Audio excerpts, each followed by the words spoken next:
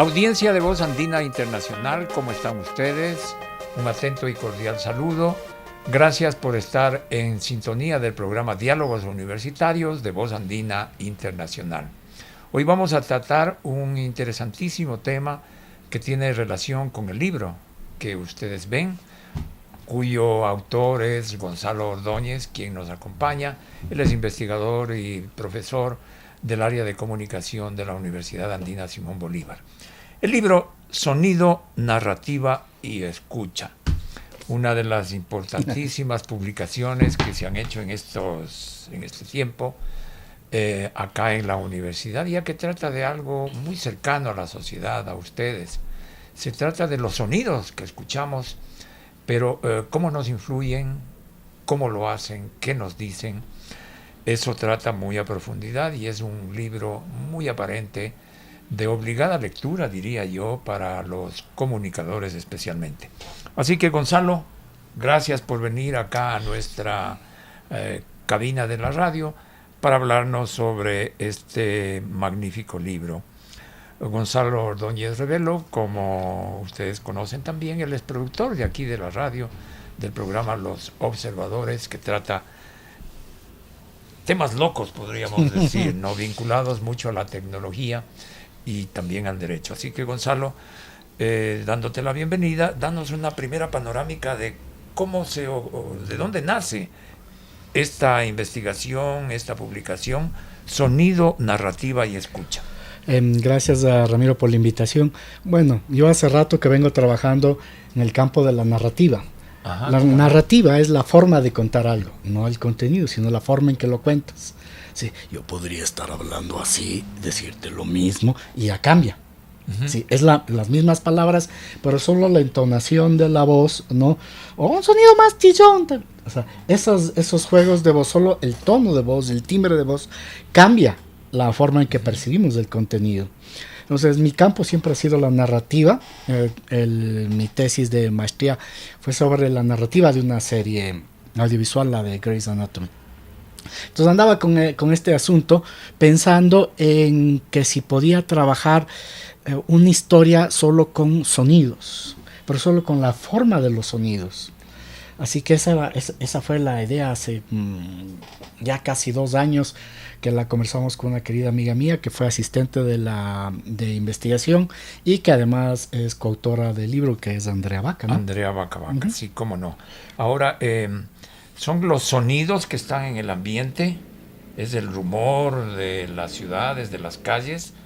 ¿O es también la intervención humana con su voz y con los sonidos que hace el ser humano?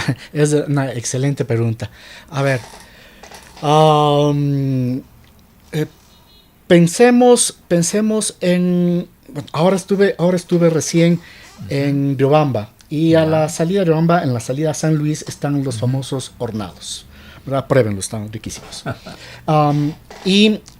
Estaba en este restaurante y había muchos ruidos. Entonces les voy a relatar los sonidos, ¿no?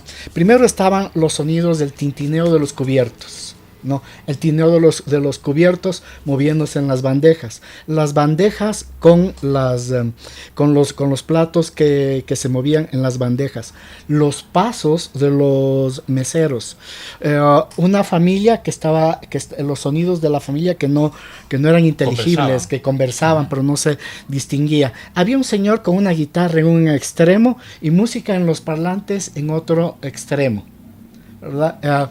Y los sonidos de los autos de afuera, los buses, los pitos, todo eso estaba allí.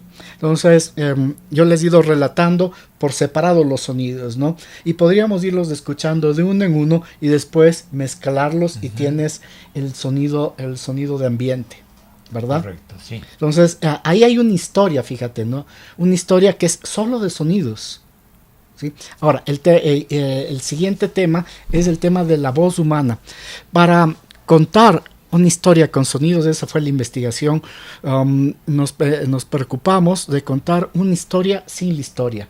Porque el momento en que tú pones voz, en el momento en que nos pasó con la música, quitamos la voz humana, porque la voz humana te da una explicación, una historia, un contenido. Entonces la quitamos y dejamos una canción en un primer prototipo que hicimos. Y la canción se llevaba toda la historia, porque son contenidos.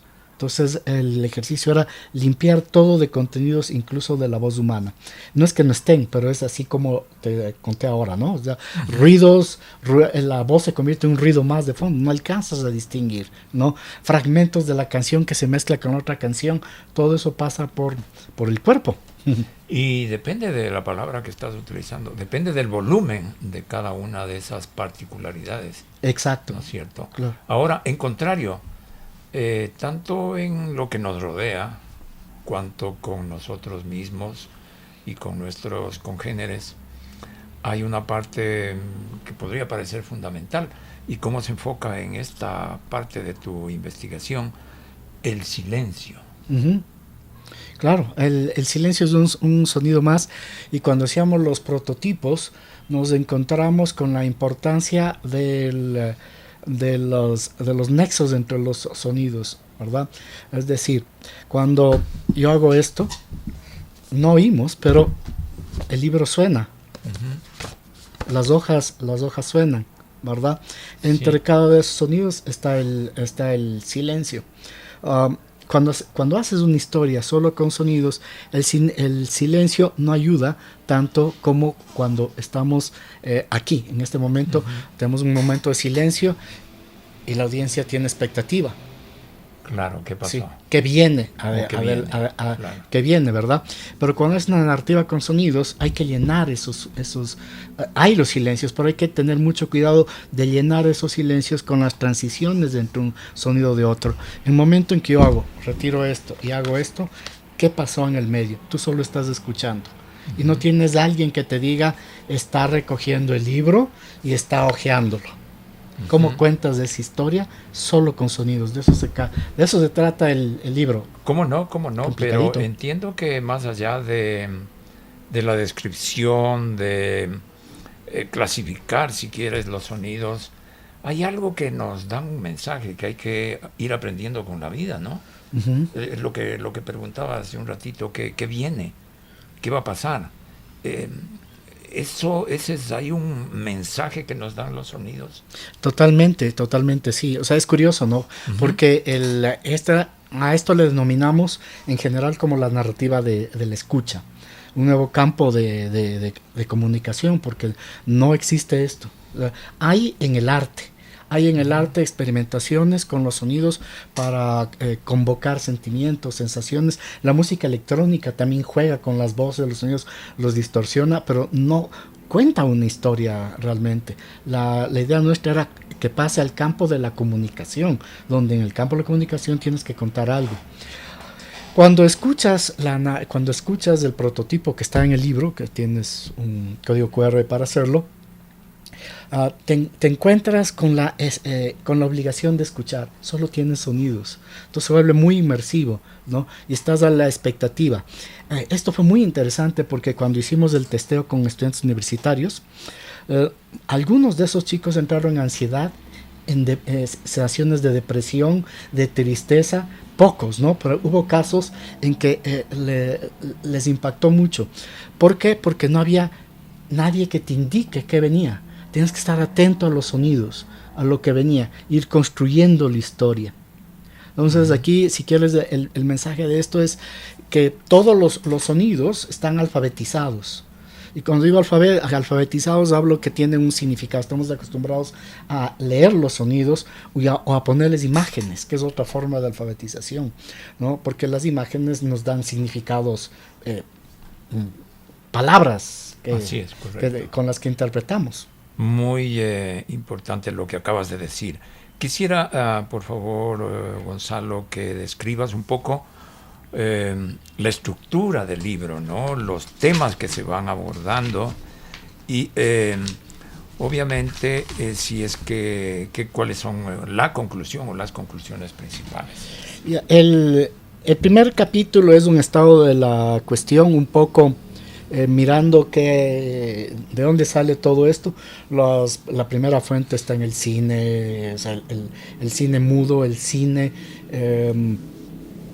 la música. Entonces ahí vamos aprendiendo y conociendo los sonidos. Pasamos a la radio.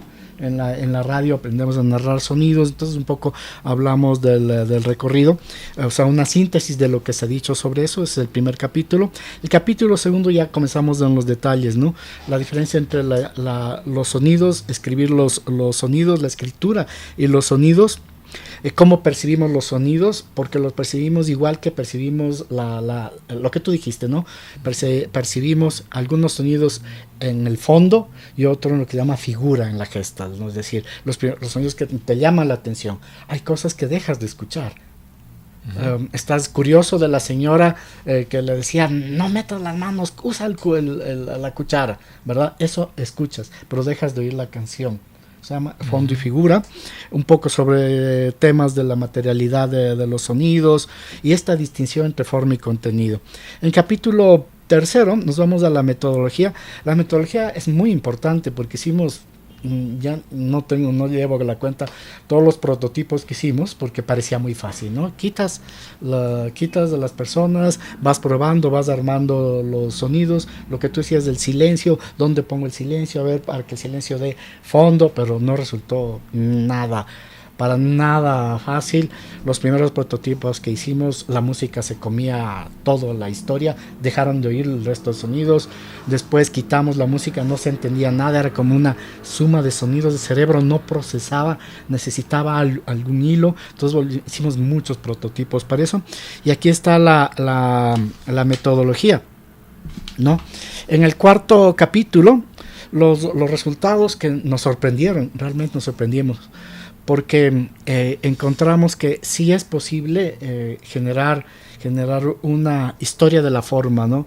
Que básicamente la historia de la forma, ya lo leerán con más detalle en el libro, pero cuando tú tienes una forma en cualquier experiencia sensorial, tú la llenas. Si yo te pongo un círculo, tú no ves el círculo, no ves una pelota, ves un sol, ves algo, ¿no?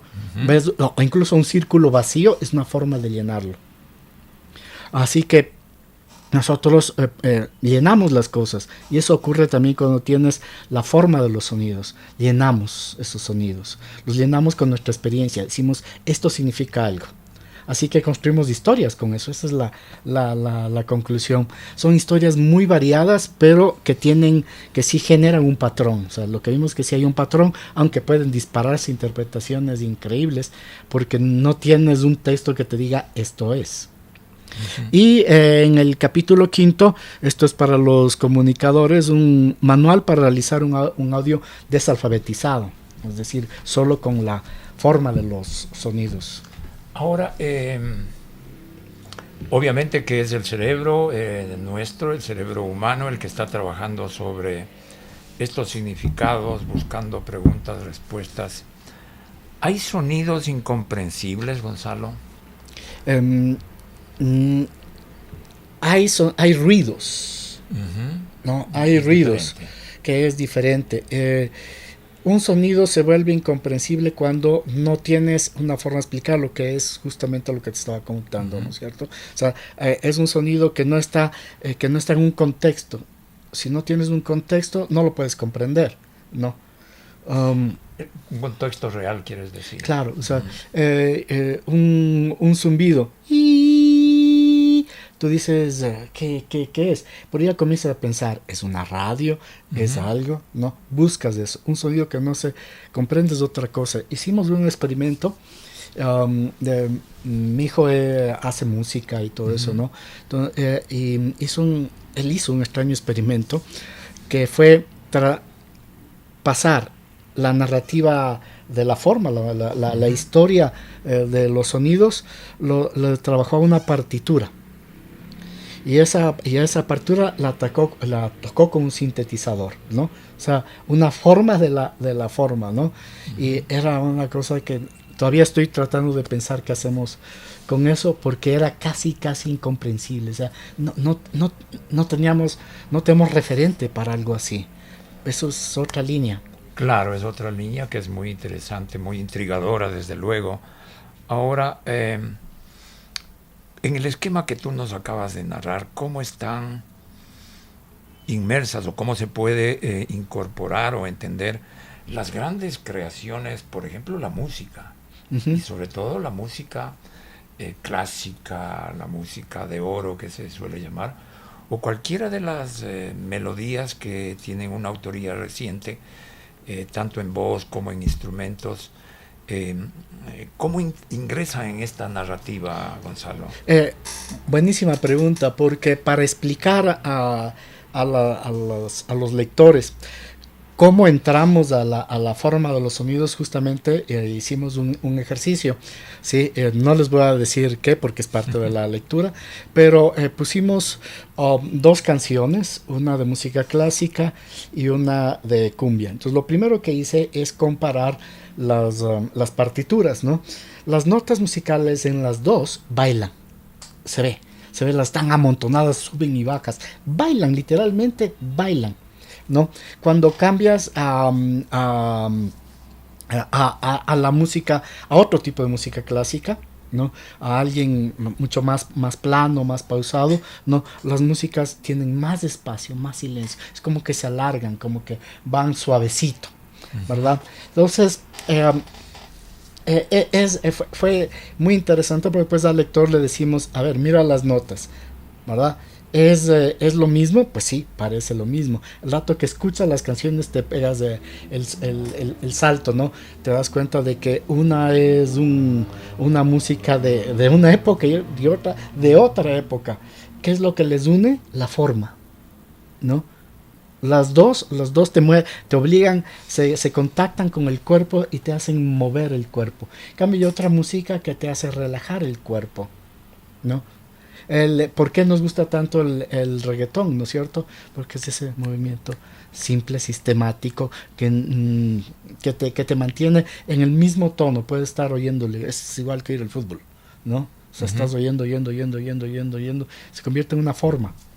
Claro, y eso significa, ya para ir cerrando esta parte, que estamos vivos, que estamos escuchando los sonidos y lo que nos dicen. Quisiera, Gonzalo, que nos cuentes ya algo sobre la publicación, porque concurren también algún apoyo editorial en cuanto a la publicación. ¿Dónde se puede adquirir? ¿Hay una versión online? En fin, desde luego está en nuestra biblioteca, en nuestra librería, ¿no? Sí. O sea, esto lo puedes encontrar en Editorial El Conejo y en la propia Universidad Aníbal Simón Bolívar, que es una coedición. Básicamente lo puedes encontrar aquí en el centro de publicaciones o en la librería de la universidad. Sobre la edición en PDF virtual, se está trabajando en eso, porque hay temas de autoría, de costos, cosa que está resolviendo la universidad, pero saldrá la versión online también. Bien, Gonzalo, muchísimas gracias. Mientras nos enseñas nuevamente la portada del libro, quisiera que hagas una invitación a nuestra audiencia para que se acerque a esta publicación, investigación llena de ideas tan interesantes, para que todos quienes tengan interés se acerquen a este libro, Gonzalo. Bueno, si tú eres publicista, trabajas en marketing, diseño gráfico, eres ingeniero de sonidos o te gusta la música, pues este es tu libro, ¿sí? Es algo nuevo, no vas a encontrar, te lo digo porque yo buscaba libros similares, así que cómpralo, adquiérelo, léelo y disfrútalo. Así nos sumamos a esa invitación y agradecemos a Gonzalo Ordóñez. Extiéndele nuestra invitación y felicitación a Andrea Vaca por esta publicación, esta edición tan interesante y tan llena de conocimiento. Gracias por venir, Gonzalo. A ti, Ramiro. Hasta pronto, y también hasta una nueva oportunidad, audiencia de Voz Andina Internacional, en lo que será el siguiente capítulo de Diálogos Universitarios.